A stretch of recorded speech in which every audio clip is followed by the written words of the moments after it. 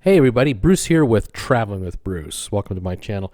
Today's video is basically all about why is it that the CDC is telling cruise ships to not sail until July 24th of 2020, and yet cruise lines are telling their guests and passengers that they're going to be sailing in May and June, all over the place. There's no consistency. Why is one saying one thing and the other group saying the other?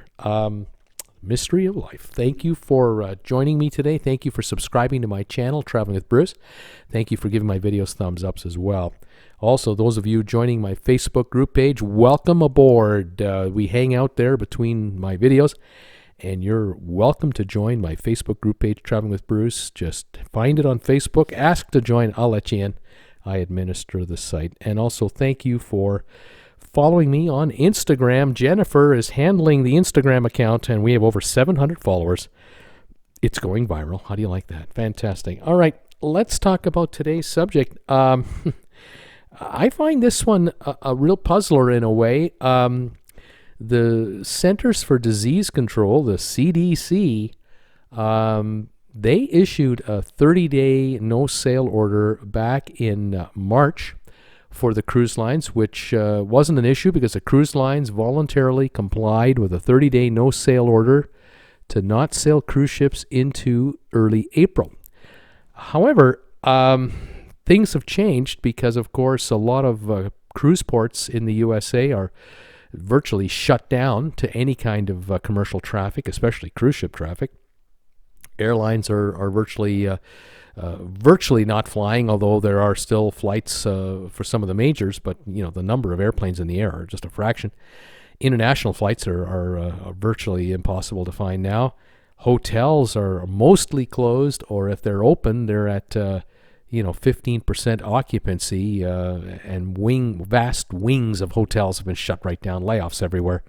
All the theme parks are closed. I mean, the economy is shut down. So cruise lines have been voluntarily extending their shutdowns, but the CDC in the last 2 days has come out with a new ruling, and this is a ruling you can't ignore. It's the law of the land. You follow this ruling or else. The U.S. Coast Guard follows these guidelines, and so do ports. And the bottom line is that the CDC has extended the no-sail time frame by an additional 100 days. And that means that no cruise ship can enter a U.S. port and do business there until July the 24th, 2020. Now, I've been talking about how the fact that Canada had shut down their ports over a month and a half ago. They announced until July the 1st, 2020, there would be no Canadian ports in business. That shuts off New England cruising, maritime Canadian cruising, Quebec cruising. It shuts off Alaska cruising through the inner straits because Vancouver and Victoria are not accessible till July 1. Now the CDC has said July 24 for any U.S. port. So to me, I would think that the cruise lines would be scrambling right now and coming out with news releases telling all of us that they're going to start sailing as early as July the 25th. But no, yesterday, Carnival made a big announcement saying that they're going to start cruising again on June the 26th. Well, that's a month early. Why is that? Folks over at Princess, they're talking about May the 10th to come back. Royal Caribbean and Norwegian are talking May the 11th. Celebrity is saying May the 12th. Holland America, May the 14th. Regent Seven Seas, May 11th. Seabourn, May 16th. Silver Sea, May 12th. What gives? The only cruise line out there that is really following the protocol is a cruise line that has never sailed before, has never had a paying passenger ever on board its ship, and that would be Virgin Voyages, the new ship, the Scarlet Lady. Richard Branson's group have announced that they will start cruising, hopefully, August the 8th. And that, to me, is the most realistic date of everybody, because if the CDC says no cruising until the 24th of July, August the 8th sounds like a reasonable time to try to start cruising. Of course, there are no guarantees that July the 24th will actually be the date, because it could be extended yet again. If this virus continues to create havoc and cruise ports don't open up, airlines don't fly, hotels aren't opening, people aren't traveling, no matter what a cruise line wants to do, there won't be any customers to service. But the other side of it could happen, and I guess to be fair to the cruise lines in a limited way, the CDC can at any time rescind the order and modify it, either shorten it or lengthen it. The one way they could shorten it, of course, is if the pandemic and the medical emergency is lifted for the United States.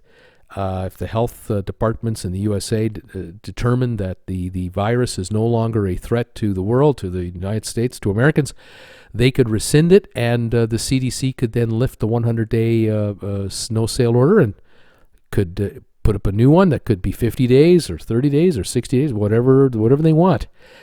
But what do you think the odds are that between now, which is April the 14th, and July the 26th, that this worldwide pandemic is going to be a distant memory? I'm not sure if I can buy into that notion.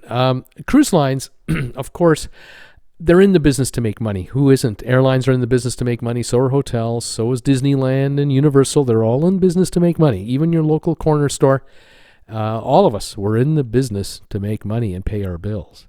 So cruise lines are reluctant and are going to be reluctant to say to their die-hard passengers, sorry folks, you can't get on a cruise ship until July the 24th. They're going to try to make it as soon as possible to give people hope that maybe the summer vacation they had dreamed of, or their honeymoon trip, or their anniversary trip, graduation present for their child, is on. And they don't want to go too far out, but on the other hand, shouldn't they be realistic? After all, if you have a cruise that is for, say, the 15th of May, and you're going to sail on Royal Caribbean the 15th of May, and their startup day is May the 11th, don't you think it would be prudent and the decent thing for Royal Caribbean to do now to say, folks, look, we know we said May the 11th. We really would like to take you on a cruise starting after that date, but the CDC has put out orders for a no-sail order out of the U.S. ports until July 24. We have to cancel these cruises. We have to at least put you on notice that at any time we could be canceling this cruise, because if the CDC doesn't shorten that date shortly, these cruises are done for.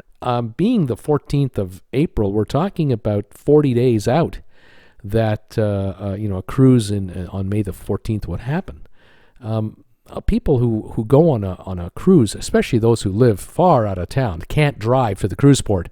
They're going to have to fly to the cruise port. You got to get to the city, then you've got to arrange maybe a hotel the night before. You got to figure out your transportation to the ship itself the next day, boarding procedures, and the reverse is true when it's all over. You get off the ship, you've got to perhaps stay a night in a hotel and grab a hotel flight the next day, or you have a late afternoon flight out that day or an early evening flight out that day when you return. A lot of logistics have to be dealt with here, and in the next 40 days, do we really think that Miami and Fort Lauderdale and the Orlando area, Port Canaveral, Los Angeles, San Diego, San Francisco, and Seattle will all be up and running? I don't think so. I just don't think that is a realistic timing. And so all of these cruise lines out there that have May startup dates really should be getting their acts together now, because a lot of these folks are telling us that their cruises will start May 16th or sooner. This being the 14th of April, we're talking only 30-odd days of warning, even if they were to postpone these sailings. And I think they owe it to their customers and their future passengers the truth that the fact is the CDC has put a hard date of July 24th out there. It's non-negotiable. It's the law. And these cruise lines are being disingenuous if they're basically telling passengers that, oh yeah, we're going to be sailing on the 14th of May. Don't worry about it. How is that possible? How can it be even June the 14th? How could it possibly be July the 14th? I think the longer this goes, the more passengers are going to not trust cruise lines for their start dates. I mean, you can't just keep changing it 30 days at a time and think that the public will go along with it and be compliant and easygoing and, oh, okay, we'll go another 30 days. Oh, okay, another 30 days. I don't think so. The CDC, I think, is being very upfront about this. This is a worldwide pandemic. It's not a USA problem. It's not a Mexico problem. It's not a China problem. This is a worldwide problem. And until it is snuffed out and absolutely dealt with, we cannot go anywhere near anything normal. And cruise lines should be leading the charge with regard to what is normal and what isn't. And this is a biggie. I understand how cruise lines are worried about their shareholders. You can understand that. Their shares are way down in price. They don't want to worry investors that they might not be in business. But on the other hand, if you are misleading your clientele with May sailings and June sailings that really have no chance of happening, aren't you opening yourself up to class action lawsuits by people who are going to gang up and sue a cruise line for falsifying information? Wouldn't the SEC, through the Securities and Exchange Commission, the stock exchanges, wouldn't they step up and say, hey, wait a minute, you're clearly misleading the public. You're a publicly traded company. There's a public trust here. You can't just arbitrarily tell people you're going to start cruising in May when the CDC says you're not cruising until July 24. Who do you think's in charge? It isn't the cruise lines that are in charge.